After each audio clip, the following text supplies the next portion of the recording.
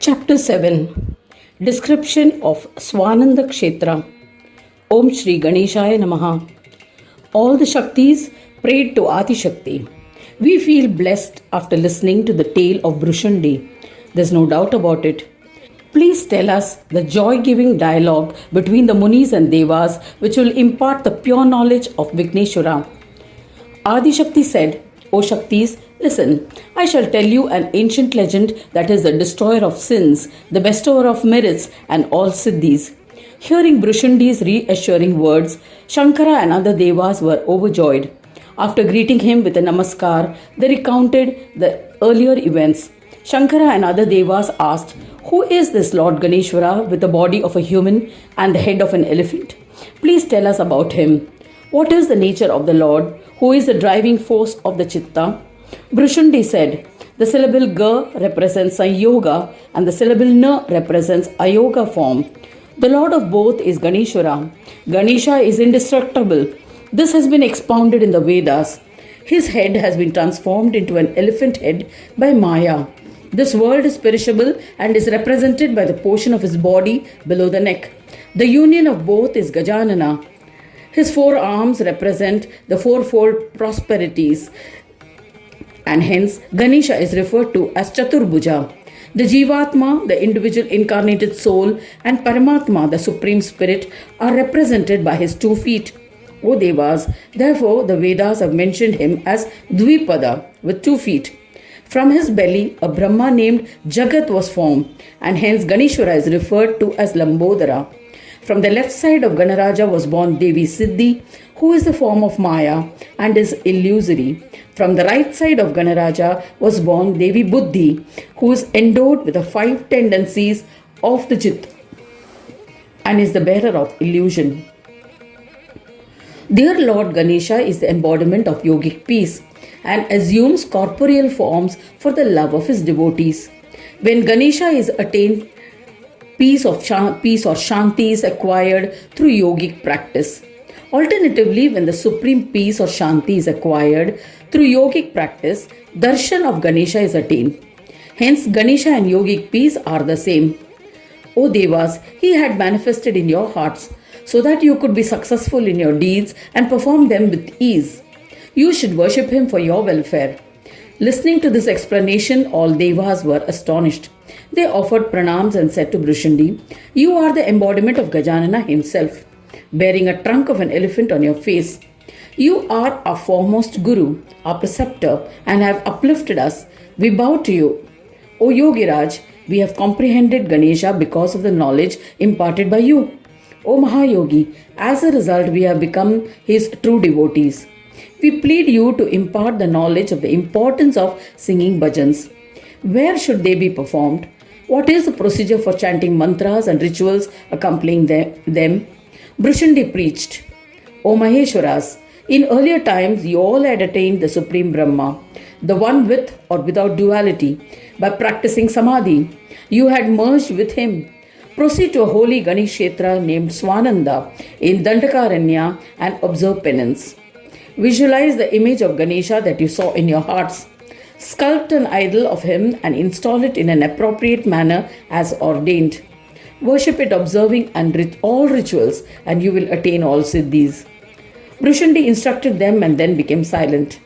The 5 devas once again asked the profound devotee of Ganesha, O best of yogis, where is this kshetra where dissolution occurs? Please tell us its importance. Who had installed the idol of Ganesha there earlier? What was the reason for Ganesha's incarnation on earth? Who had attained siddhis by the service of Vigneshwara there? Please tell us the glory of the place, O Mahamuni. You are omniscient. You have been reverentially recommended by Ganesha as our Guru and are the form of Gananatha himself. Therefore, we are all your disciples. Please instruct us for our ascent. Heeding to their request, Brushandi, the one well versed in the Shastras and Ganapatya philosophy, replied, there are 3 Kshetras of Ganesha. O Devas, listen to the differences carefully. The 3 sacred Kshetras of Vignapati are the abode of Shambhu in Swargaloka, the temple of Seshnag in Patal, and the sacred place of Mayuresha in Mrityuloka earth.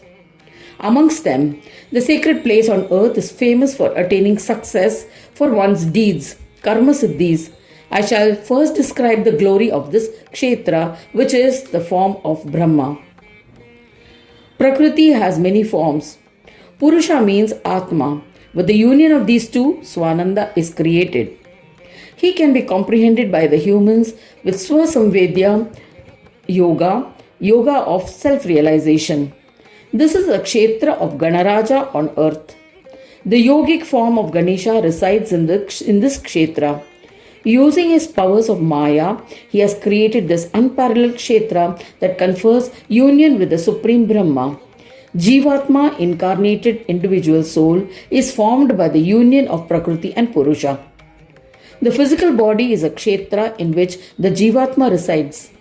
Jivatma can attain Brahma with the help of yogic practice by residing in this kshetra. This is the prowess of a kshetra. His Nijananda form is impossible to describe it with words.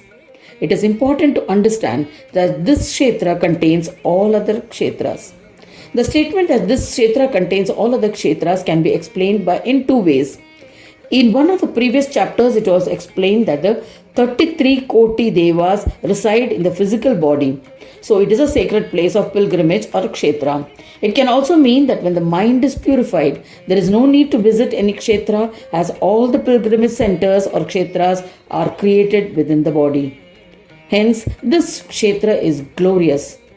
Thereafter, Ganesha, with the powers of Maya, out of his own desire, created for his play 4 kinds of universes from that kshetra. From the posterior side, that Paschimanga of his body, he created Shakti, the Asat form of Brahma. O Lord, post creation, this became divided into 2 parts based on the inherent nature. That side which had a liking for physical gratification was known as Rati, and the other side was Kama, which created infatuations amongst all. The union of Rati and Kama, desire and gratification, represents one dwara, gate. When a jiva has extreme desires in their heart for an object, the jiva becomes deluded and the confused individual strives to achieve it. The driver of this delusion is the great Purusha, Kama. Innumerable people are induced to perform various such deeds because of him. When both the one that is desired and the one who wishes desire fulfillment become free of delusions, at that time Asat Shakta Brahma is realized. Since this Shaktak Brahma is the gateway to Vignesha for the yogis and has been referred to as a Dwara, gateway by the Shastras. From the left side of the body, Uttaranga of Ganesha, Saura Brahma was born, O best of Devas. He is also referred to as Sad Brahma. By the grace of Ganaraja, he too was divided into 2 parts based on the characteristics of deeds, karma and knowledge. Jnana. I shall elucidate about them.